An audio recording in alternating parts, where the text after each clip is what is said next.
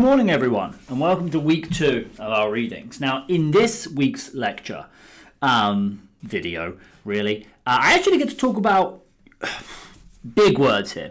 Possibly my favourite paper of all time. It's a very weird paper to have as a favourite paper. I personally think the concept of a favourite paper is weird, but there we go.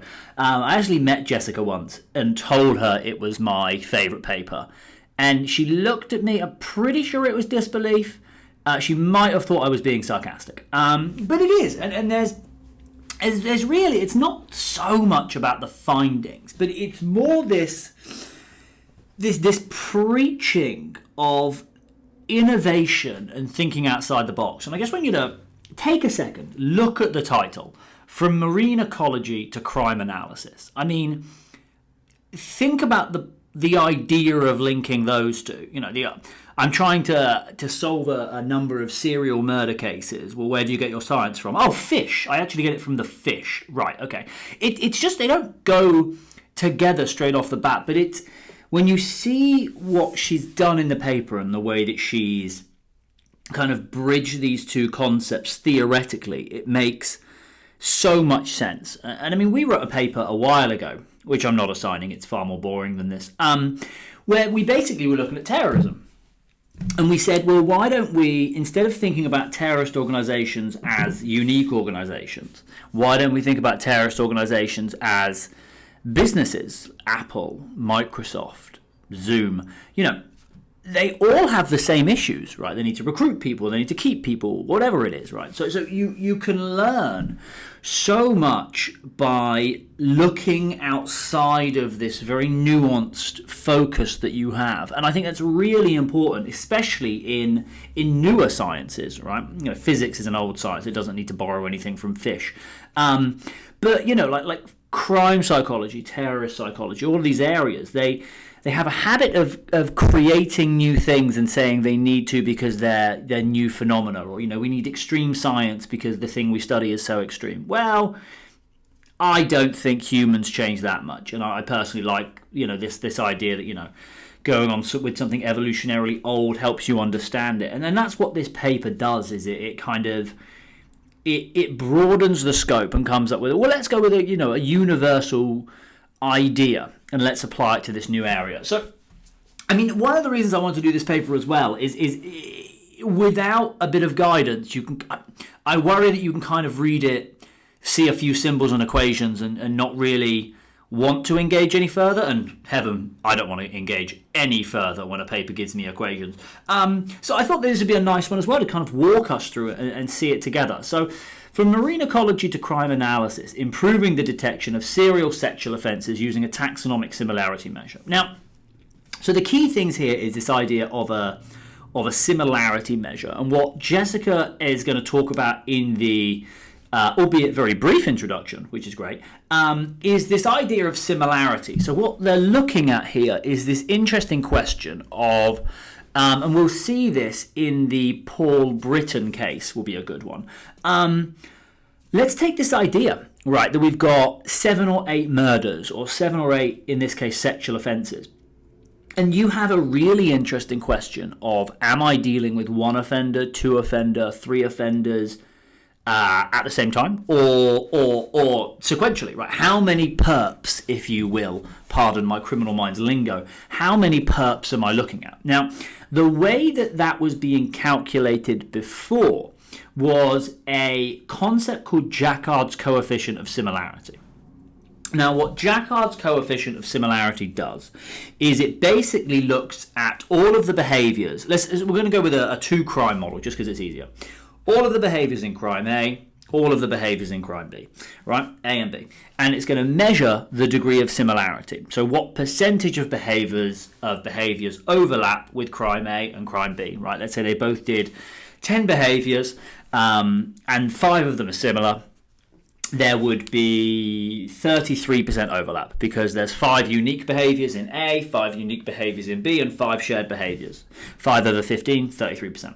They'd have a 33% level of similarity. Right, and that's how they were calculating similarity between crimes in an attempt to infer the likelihood that they had a similar offender. Now, what Jessica came up with, and her idea here, was to think about the idea of behavior as malleable, yet also to a degree stable. And what I mean by that is that the original taxonomic model, the Jacquard's, leaves you no space to adapt or innovate, right? Or basically have any influence of the environment. Now, that's something that we'll have discussed by now, hopefully in week 1, and definitely in this week. We talk about, behavior as an interaction of environment and person. And, a forensic psychologist, we have to think about how we know which one's which. Jacquard's doesn't let you do that because it looks at just the behavior, there or not there. What Jessica said is, well, hang on a minute. What if there are these superordinate structures that basically govern behavior so that the same structure can have 3 or 4 different manifestations of behavior in different situations, but they can still all kind of be similar. So if you think about it, I'm trying to think of a good example. Right. Let's imagine a crime. Let's go with a murder. And let's say there are 3 behaviors. One behavior is the use of restraints. One behavior is the an attack location that is relatively secluded, and one behavior is a attack location that is opportunistic and public. Right. All 3 of those are different, but the first 2 are less different than they are with the third one. What I mean by that is the use of restraints and a secluded location both show an evidence of kind of planning, awareness, minimization of disruption, an attempt to probably minimize getting caught, etc. The third one, opportunistic, shows none of those. So the first 2 are similar behaviors theoretically, but they are technically different. And the third one is completely different. So that's what this idea of a taxonomic hierarchy does, is it tries to factor in these superordinate structures in order to kind of allow you to think about similar themes of behavior rather than just perfect overlap of behavior. So if you actually look here, and I'm going to go over with the mouse, figure 1 here. This is basically the kind of structure that Jessica put together, right? And so she basically says that there are 3 types of behavior, 3 themes of behaviors in a sexual offense: control behaviors, sexual behaviors, and escape behaviors. And then from there, you can kind of work your way down. Now, if you're asking yourself, well, this all makes sense, but where are the fish? It's a very good question. And what this is meant to model, theoretically, is the evolutionary pathway that separates fish. I mean, it's not necessarily fish. I'll get to the fish in a moment, but let me try and remember it now. Prince Philip comes over for good soup.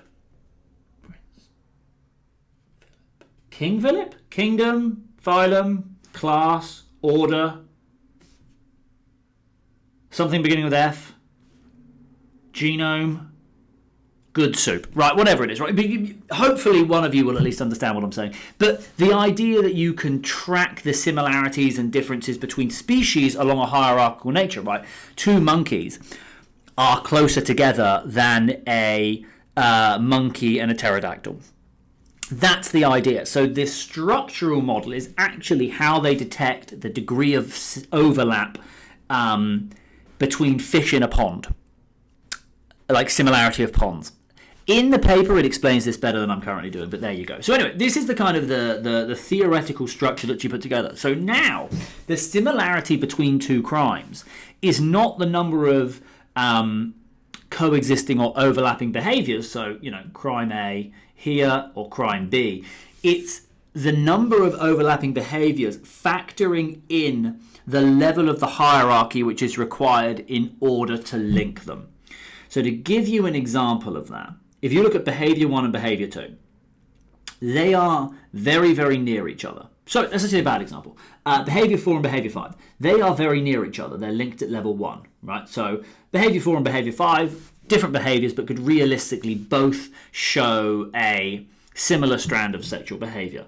Whereas if you look at behavior 7 and behaviour 10, you have to go all the way up to basically level 5 / the beginning in order to link those. So they're very dissimilar behaviours. So that's how the taxonomic idea is factoring in these differences and similarities between the behaviours. So just if you were just going to go through her sample, she basically has a sample of data from a local police department. She classified all of the behaviours, 55 agreed offence behaviours, and then developed this kind of typology, and then ran through the crimes to see the degree of similarity between offences committed by the same offender and by a different offender. And what you can see here, and I would take a few moments to look at this, I may go through it in class in more detail, depending on how I structure the lectures. But you can see the kind of the typology she's put together in figures 1, 2, and 3. So you've got the typology for escape behaviours, control behaviours, and sexual behaviours. So again, similar thing. If we were to look at sexual behaviours, you can see that there are kind of this early split of contact and non-contact. So very much a contact, and then contact can get split into penetrative and non-penetrative. Penetrative. So for example, you could have a contact sexual behaviour that would be so looking at the graph here, digital penetration, or also fellatio. So both of those are very, very similar in what they theoretically represent, and they are more similar than they are to something like going all the way over to the right under the physical non-contact, exposing a penis or self-masturbation. So what you're seeing here is how we can group behaviours in terms of thematic constructs, and we can use that in an attempt to create more nuanced or robust ways of kind of profiling someone. Because if you can imagine the idea of kind of the individual versus the environment, the offender may have intentions of the behaviours that they want to do. The environment may prevent them from exhibiting or realising those intentions. Now, what this is saying is that it is perfectly possible that a non-contact physical offender has the intention of self-masturbation, but time and the situation or the behaviour of the victim don't allow him to. So the only behaviour he really is able to exhibit is just to expose himself, right? That is a kind of an example of personal and personal and environmental interaction. At the same point, you could have, a non-penetrative contact offender who has intentions of, touching the victim, but time doesn't allow him to get beyond, manually removing the clothing, as you're seeing in Figure 2. And again, that's the interaction of the individual and the environment. But what you're unlikely to see is that someone who kind of is exhibiting non-contact physical behaviours would have exhibited contact penetrative behaviours if they were given the opportunity, because they're different themes of behaviour, implying a different theme of an offender. So what you're going to see here, if you go to her results page, is that she runs the kind of the Jacquard's coefficient for accuracy, runs it against a taxonomic similarity matrix, and basically tries to look at the degree to which, one, her model can predict whether the offence was committed by the same offender or not, when it was, and two, how accurate that model is when you start to remove the data. And what you see basically in tables 1, 2, and 3, I won't bore you too much with the contents, but 1, 2, and 3, is that the Jacquard's coefficient is less robust and less accurate than taxonomic similarity. So the model that she's come up with, this idea of a kind of a hierarchical concept of thinking about the causes of behaviours, when you factor that in, you actually are better able to link crimes by offenders, and also better able to link crimes when you have less and less information or data in the data set. So what you kind of, in a discussion, she mainly talks about these findings, but for me, I think it's broader than that. And I think it's really interesting because one of the things we'll have discussed by now, and the paper that you looked at last week, is this idea of kind of, is criminal profiling good, yes or no? And we had Snook's paper and kind of his analysis of the subject, in which he points out, all of these issues and the homology assumption and the assumption of behavioural consistency. And what Jessica's paper does, which I think is really important, is it says, well, yes, maybe those two assumptions do fail if you adopt a very, very strict policy that you are measuring the existence of similar behaviours as the specific behaviours themselves and not thinking more about themes of behaviour. Because remember, crime scene behaviour and individuals' behaviour changes because of the environment, because of their moods, because of experience, because of previous repeat crimes and things like that. So there's all these little factors that change the exact behaviour that someone's going to exhibit.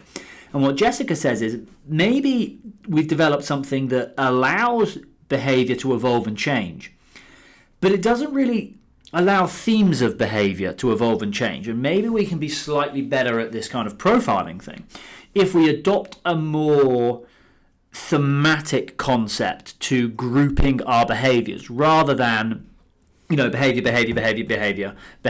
Because I think what she is noting here is that sometimes there is a over-focusing on single behaviours at the cost of taking a more broad brush kind of conceptualization of all of the behaviours together. And a really good example of this, and one that we'll get to later in the course, I believe, is the Paul Britton case, where he was looking at the green chain rapes and the murder of Rachel Nickell.